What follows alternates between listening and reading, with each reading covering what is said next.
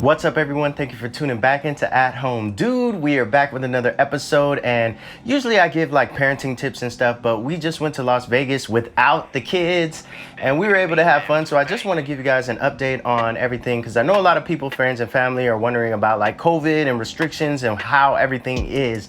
I know a lot of people who are going to Vegas. I've seen family already go. So here we go. In terms of COVID, the biggest thing I can really tell you is to call around and check on the pools. That was the biggest thing that affected us. For the most part, everyone was walking around without masks. Or I should say most people were walking around without masks. There were some people who had masks on. We chose to wear our masks, and for the most part, some of the time there was like everyone didn't have a mask on, for example, in the pool. So as for the pools, I think they closed at around like 5. We were in the MGM, and that pool definitely closed at 5. And then they had a later one that closed at like 6 or 7. But really early for us, we were expecting to be able to jump in there in the evenings, and that just wasn't able to happen. So that really sucked. Otherwise, a lot of the shows are coming back since it's June now, and they're talking about June and July. Everything is going to open back up. I don't have the particulars for you for each event or show. That would take forever anyway, but I do just know that June and July, they're really opening things back up. And when we were there, they were really opening things back up also. So some of the trams were closed. And for example, we stayed at Mandalay Bay, but it looked like they were testing it out and getting it ready to be used again. As for the number of people there, it was ramping up for the summertime, and there was quite a few people there, so it was pretty active. All right, so moving on, I'm gonna tell you about our stay and what we did, and just give you some kind of tips and things. And one thing I always really wanna give you a tip on is, if you drive there, you made a pretty good decision, because you can park at a number of places. So I'll put the places you can park at down low. It's like a map that shows where you can park. And then also, just so you know off the top of your head, on one side of the strip, it's usually MGM and Planet Hollywood is where you can park. And on the other side is usually Treasure Island and the Venetian. That's where you can park at to get on both sides. So anytime we want to get somewhere, we usually want to get there pretty quickly so that we can spend all our time being there, you know? So if it's a pool, we want to be there. If it's gambling, we want to be there. And we hate walking back and forth. I know that's part of the experience, but once you've been there a bunch of times, no one really likes that. So I hope that can help you out. Now, moving on to where we stayed at. We stayed at the MGM for the first like 3 days, and then we stayed at Mandalay Bay for the second 3 days. So the first 3 days didn't go so well. A quick recap, we had like dirty towels. We checked in at 5 p.m. and the room wasn't even clean. So they moved us to another room, and it smelled like cigarettes. They put something in there to nullify that, so that worked out okay. And then lastly, the water went out the second day we were there, so that really sucked. And honestly, it is a older hotel. I do not plan on staying there anymore, and I would not recommend it to anyone else. But we stayed at Mandalay Bay, and Mandalay Bay is actually another MGM hotel. Same company, but Mandalay Bay is a little newer, and I really like the way it looked inside. It looked very royal and very interesting. I like the casino. It had a lot more space between the slot machines, so it was easier to maneuver. Even if you're with your friends in a big group, it still will be spacious enough to accommodate all your drunkenness and gambling. So it's a lot of fun there, and I like the area, the layout. The pool is amazing. The pool area, we pretty much spent the whole half or more of one of our days just in the pool. They have a big wave pool, and that was my favorite. I really had a lot of fun there. And then they have a lazy river, and then they have maybe 3, maybe 4 other pools that are just regular pools. And then there's like beach sand out there to make it look kind of cool or whatever. So it's just a nice area. They have towels, and they have a place to eat, and everything you kind of need there. And the seating was pretty good also.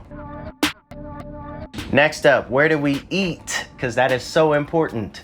We ate at the Strat. That was the nicest place that we went to eat. That is off of the strip, and they have a rotating restaurant at the top, and it is really high, and it has a really nice view. We've been to several rotating restaurants, and this was just another one to kind of keep up with the tradition, but this was actually more expensive than a lot of places I've been to. Just a heads up, the entrees are served a la carte, so you're just gonna get that entree. You're not gonna get any sides. You have to order those separate. Most of the entrees go for about 50 bucks, and then the sides are anywhere from 15 to 20 bucks. So just keep that in mind if you wanna go, but it is really nice to dress up and go there. We had a lot of fun. The view is beautiful, and if you dine at the restaurant, they allow you to go upstairs and go outside and look at the view there also. As for what I ate, I had some of the best chicken that I have ever had in my life, to be honest. It is a rotisserie style. I don't think that is exactly how they cook it, but I believe they cook it for 24 hours. So it's a really slow cook, and the skin was just ridiculous. And I don't always eat chicken skin, especially when it's all rubbery and all that. That's whack. But this was crispy and had tons of flavor. It was crazy. So go there. If you go there, I know it sounds kind of boring, but try that chicken out. It is really good.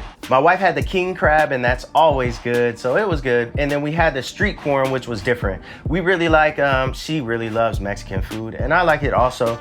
But street corn, you know, we're from LA area, Cali, whatever, we always come across it and we like it. It is similar to elotes, but a little different. This one in particular had a lot of lime in it, so just know that if you're into the citrus flavor, you'll love it. If not, you might want to skip it, but it was some of the best that we had, but it was just very unique and different. The mac and cheese was also good, and that was the other side that we went with. It was some kind of mac and cheese, I don't remember exactly, but it definitely needed us to kind of juice it up with some flavors. So once my wife got to it and got the salt and the pepper, then it was really good too. Another place that we ate at was Pampas, and that place was also pretty good. It was a Brazilian style buffet. Essentially what they do is they give you some sides, and then they come around with all the different kinds of meat and they put it on your plate. You just tell them if you want some or not. So they had all the different kinds of meats: lamb, chicken, beef. They didn't have any seafood, but that's okay, and we tried pretty much all of them. The one that really stood out to me was the top sirloin. Obviously the filet was really good too, but the top sirloin, for some reason, yeah, it hit my stomach and I fell in love. So long story short, with this restaurant, the ones that I really loved were the top sirloin and the filet, and then the sides were kind of hit or miss. Some of the green beans we didn't like, then the rice was good, and then they had some plantains that were good and some beans that were pretty much average. But it is a nice place. One thing that was weird is that a guy put the thing on our plate to serve us, which made us uncomfortable because he probably put it on other people's plates. So if you're watching this, Pampas, make sure your servers are serving correctly. We also went to Full Kilt, and that was really cool. The environment was nice. The food wasn't as good in my opinion. My wife had a good dish, which was mac and cheese, buffalo chicken mac and cheese, and that was good. I had the fish and chips, and I didn't care for it that much. It was pretty much just average, just didn't have that much flavor. But like I said, the atmosphere was nice, and they have a big selection of like different beers and drinks that you can get.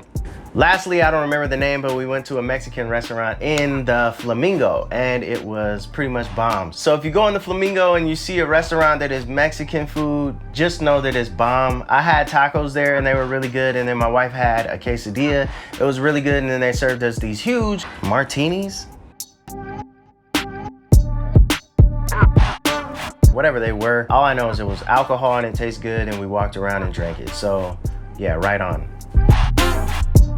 Okay, so the activities that we did when we weren't doing all the normal stuff, which is like drinks and gambling and swimming or whatever. We did 7 rocks. This is off the strip, obviously. You drive out to the middle of nowhere, which I was a little bit nervous about that, but once we got there, it was cool. It is an art exhibit, and they are these huge rocks that are stacked up on top of each other. It's really good for a photo op and just to walk around, maybe meet some people and just kind of chit chat, and then make your way back. When we were there, some people were like trying to figure out the different patterns for the rocks, colors and stuff like that. I wasn't that into it, but it seemed kind of interesting. The biggest thing for this is that it can break up the monotony of just all partying and drinking or whatever. So maybe one day you just kind of float out there and check it out, and then come right back and resume on with your craziness. So we did ATVs, and they were really cool, and I will drop the link down low, or like the ATV company, because I don't remember off top, but it was really fun. They take you out to the middle of nowhere. They pick you up really early. I would suggest leaving really early because this season is going to be very hot. It is getting towards the summer. So if you're not in the summer, then maybe not worry about that. But most of the people watching this video as it comes out are probably going to be in the summer. So definitely leave early, which is a challenge in Las Vegas because, you know, it's a challenge to get up early. But take the early so that it's not so hot. When we got there, it was just in the middle of nowhere out there in the dirt, and then we rode our ATVs. It was follow the leader essentially, and there were 2 different groups of about 12 individuals, and we all rode our ATVs, and it was a lot of fun. It was a little pricey. I'll throw the price down there too, so just check the description. I'll throw the name of the company and then also how much it cost us to do it. It's on Groupon. Another thing we did, and I'll drop the information below also, is we did go-karts down at the Fremont Street, and the go-karts were only okay. It was a little pricey. I think it was about 30 bucks per person for like 15 laps maybe. And then when they gave me back, they told me I came in 4th place. Come on, dog. I ain't coming no last place, man. I was out there skirting. That's disrespectful, man. Either way, it was decent. After compared to the ATVs, it was pretty whack, but it is go-karts and it was way cheaper. Just know that course over there is a drift course and you're going to be sliding all over the place. So unless you really like that, I would suggest going to a different go-kart place. All right, so I missed a couple places, you guys, that we went to. The first one is going to be the Museum of Dream Space. I really liked it. It is based on photography, really. If you like photography or like having pictures taken of you, this is a nice place to go. They only have 5 rooms, but they are very creative and the pictures came out really nice. You should see them. I'm throwing them up here. It is a little bit expensive, but it's a cool place to go to. Lastly, we went to the Wynn to round out the night of her birthday. Just the last thing to kind of chill and have some drinks. We went to Parasol Down. It's a man-made area where they have shows, and the shows are about 3 to 4 minutes long. They pretty much are the length of a song, and they are every 30 minutes. So every 30 minutes you're gonna see this small show, and then other than that you're just kind of having cocktails and stuff and chilling. It was a really nice area. The first show that came on was really cool. It was like a woman blasting off into space in a rocket ship. It was amazing. There was like this suspended puppet and everything that matched everything that was going on. It was really cool. But the other shows after that were not as exciting for me. Once I saw that show, I was blown out of the water. And then the other shows were a little less exciting, but they were very interesting. So pretty much every hotel has some kind of free show. So I just say look into that. Now I want to talk about the 2 newer areas that people who haven't been to Vegas for a while may not know about, but the Link Promenade and then the Fremont Street. So Link Promenade is just a whole bunch of shops. It is right there on the strip. Basically, you come to a point where you can turn into this little alleyway and there's a bunch of shops on your left and right, and there's just like a lot going on. And I just want to say that I really love that. I think it's a great addition. It's been there for a while, and this time we checked it out a little more than we ever have in the past, and it was nice. It was cool. One of the evenings we went over there, walked around, checked out everything that was over there. That was cool. Now, Fremont Street. I think Fremont Street is way overhyped. On the pictures and videos, it looks amazing. The big screen overhead, and then the, what is that junk called? And then the zip lining, So if you go there for the zip lining, I think it's worth going there. I don't know how much it costs. We didn't do it, but it looked like a lot of fun, and I've done plenty of other zip lining, so I'm sure it's a lot of fun. I would like it. If you do zip lining and you like zip lining, this would be a cool place to do it. Initially, I planned on doing it, but while we were there, I just didn't feel like doing it. So it is what it is. The go-karts is what we did at that point in time. Other than the screen overhead and the zip lining, I would say Fremont Street is way overhyped. And if you are trying to get there and going out of your way to get there, just don't even go. Like, this is something that you can skip. And maybe you're from the Fremont area or you work over there and this is a diss to you. Well, step your game up, man. Like, I've seen street performers in Louisiana. I've seen street performers Santa Monica Beach or Venice, and like, yo, these street performers were whack.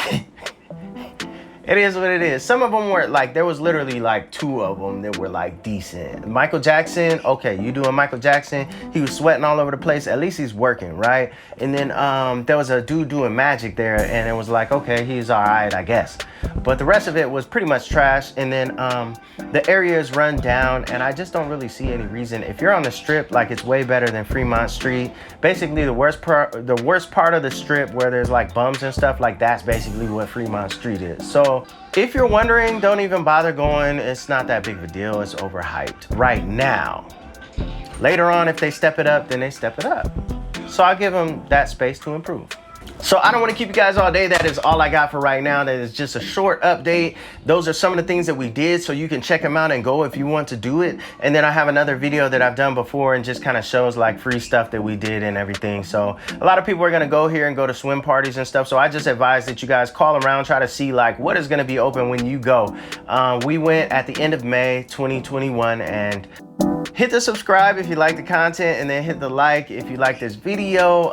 Much love to y'all out there. Be safe, have fun. I am out. Bada bing, bada boom.